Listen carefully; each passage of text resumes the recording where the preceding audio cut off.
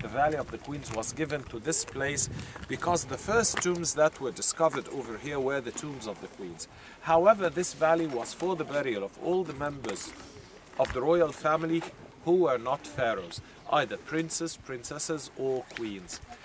Of course, this place is not very far from the artisans' village that was located just on the other side of the hill, and as I said, they used to work for the National Treasury. They were paid by the National Treasury to work in the Valley of the Kings and the Valley of the Queens. Of course, in their spare time, they used to work for the nobles as a way to increase their income.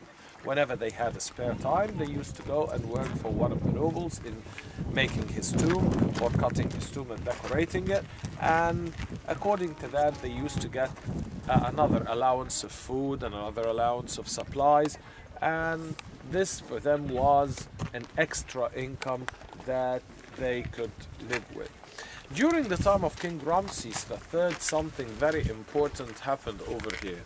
That's when the workmen of the artisans, they had refused to work because the National Treasury had decided to replace the daily provision supplies or the daily provisions with metals, and they decided to pay them in metals instead of paying them in kind.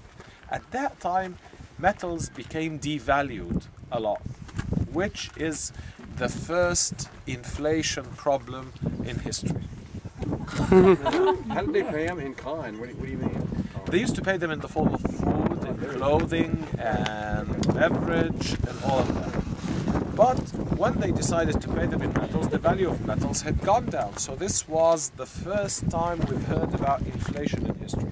So those tombs workmen refused to work. So this was the first strike in history. Actually, you will notice that we have lots of unfinished tombs over here. So over from here we can tell that there's a very big difference between the tomb cutting and the tomb decoration. Obviously, the mechanism of work over here was actually by cutting the tombs. Simply, the workmen came over here and they used to cut the tombs in hewn rock anyway and leave them like this until one of the princes or the princesses comes and picks up a tomb. He says or she says, I want that tomb, and then they would start decorating it, meaning that the tomb was not started from scratch as soon as that member of the royal family had died.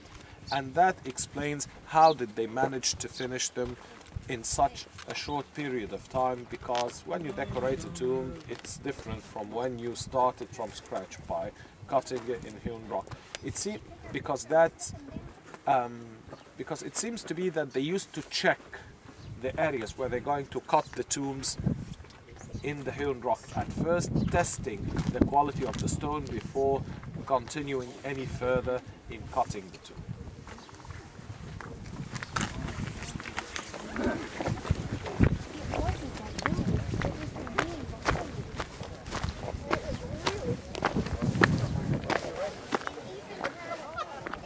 See?